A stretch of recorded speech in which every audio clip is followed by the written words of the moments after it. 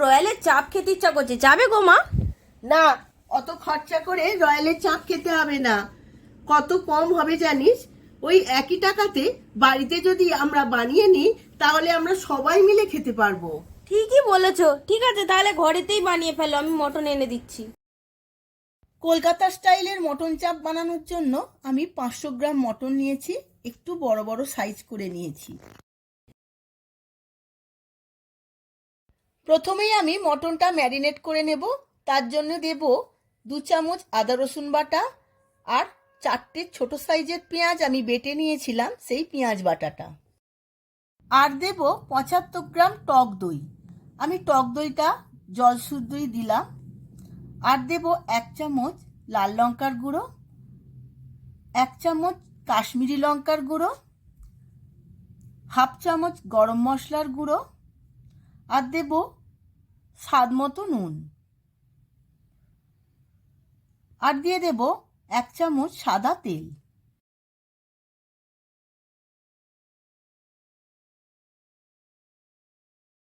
এবার আমি 1 কাপ দুধে কিছুটা কেশর মিশিয়ে নিয়েছিলাম, সেই দুধটা। এবার সমস্ত উপকরণগুলো খুব ভালো করে মটনের সাথে মাখিয়ে নেব।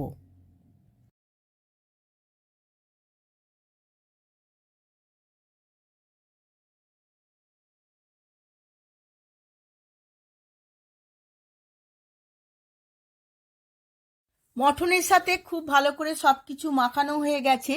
এবার সবার শেষে দিয়ে দেব 1 চামচ কেওড়া ওয়াটার। কেওড়া ওয়াটার দিয়েও আবারও একবার মিশিয়ে নেব। এবার আমি 1 থেকে 1.5 ঘন্টা ম্যারিনেটে রেখে দেব। চাপের জন্য আমি একটা স্পেশাল মশলা বানিয়ে নেব। তার জন্য নিয়ে নিয়েছি 12টা ছোট এলাচ, 1 চামচ গোলমরিচ, হাফ জায়ফল, আর 1.5 ইঞ্চির মতো দারচিনি, আর হাফ লবঙ্গ, আর 2টো বড় এলাচ। সমস্ত কিছু ড্রাই রোস্ট করে নেব। এইভাবে আমি লো ফ্লেমে সমস্ত উপকরণগুলো ভেজে নেব যতক্ষণ না সুন্দর একটা গন্ধ উঠছে। মশলাটা থেকে খুব সুন্দর একটা গন্ধ বেরিয়েছে, ভাজা হয়ে গেছে। এবার আমি ঠান্ডা করে গুঁড়িয়ে নেব। ওই একই তাওয়ার মধ্যে আমি হাফ বাটি ছাতু ড্রাই রোস্ট করে নেব। গ্যাসের ফ্লেমটা লোতে রেখে আমায় ছাতুটা ভেজে নিতে হবে, না হলে নিচেটা লাল হয়ে যাবে। এইভাবে আমি 5 মিনিট ছাতুটা ভেজে নেব। ছাতুটা ড্রাই রোস্ট হয়ে গেছে, এবার তুলে নেব। এখানে আমি একটা হাঁড়ি বসিয়ে নিয়েছি। এর মধ্যে দিয়ে দিলাম 4 চামচের মতো সাদা তেল, আর দেব 2 চামচ ঘি।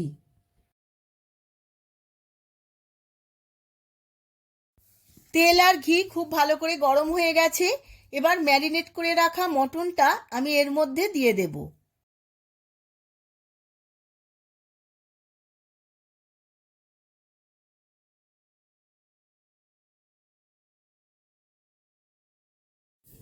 এই সময় গ্যাসের ফ্লেমটা হাই টু মিডিয়াম রেখে মটনটা খুব ভালোভাবে কষিয়ে নেব।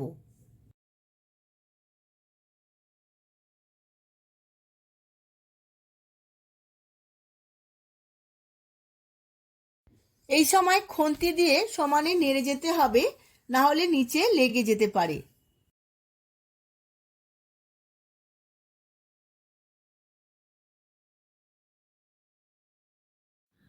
আট 10 মিনিট খুব ভালো করে কষিয়ে নিয়েছি। এই সময় গ্যাসের ফ্লেমটা লোতে রেখে চাপা দিয়ে আরো 10 থেকে 15 মিনিট রান্না হতে দেব।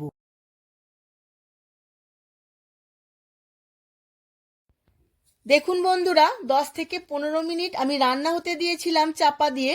তারপর আমি খুলে দেখছি অনেকটাই জল বেরিয়েছে। অনেকক্ষণ সময় আমি ম্যারিনেটে রেখেছিলাম বলে মাংসটা নরমও হয়ে গেছে। এখন আমি আগে থাকতে বানানো চাপের মশলাটা আমি এর মধ্যে দিয়ে দিয়েছি। সমস্ত মশলাটা খুব ভালোভাবে মিশিয়ে নেব। আবারও আমি 10 থেকে 15 মিনিট রান্না হতে দেব। 15-20 মিনিট রান্না হবার পর দিয়ে দেব রোস্টেড ছাতু। আমি 2 চামচের মতো ছাতু এর মধ্যে দিয়ে দিয়েছি। সমস্ত ছাতুটা ভালোভাবে মিশিয়ে নেব।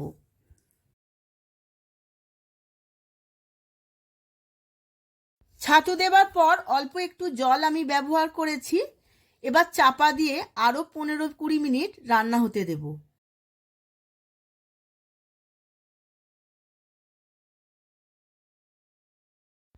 চাপা খুলে আবারও একবার আমি ভালোভাবে নাড়িয়ে নেব। দেখুন বন্ধুরা, অনেকটাই সুন্দর কালার এসে গেছে। এখন আমি চাপা দিয়ে আরও 10 মিনিট সেদ্ধ হতে দেব। দেখুন বন্ধুরা, মটন চাপের খুব সুন্দর কালার এসেছে, খুব নরমও হয়েছে। এবার আমি গ্যাসের ফ্লেমটা অফ করে দিয়ে চাপা দিয়ে কিছুক্ষণ পরে সার্ভ করে নেব। আমি সার্ভ করে নিয়েছি। দারুণ চাপের গন্ধ বেরিয়েছে। এই রেসিপি করতে আমার মোটামুটি সময় লেগেছে ম্যারিনেট ছাড়া 1 ঘন্টা।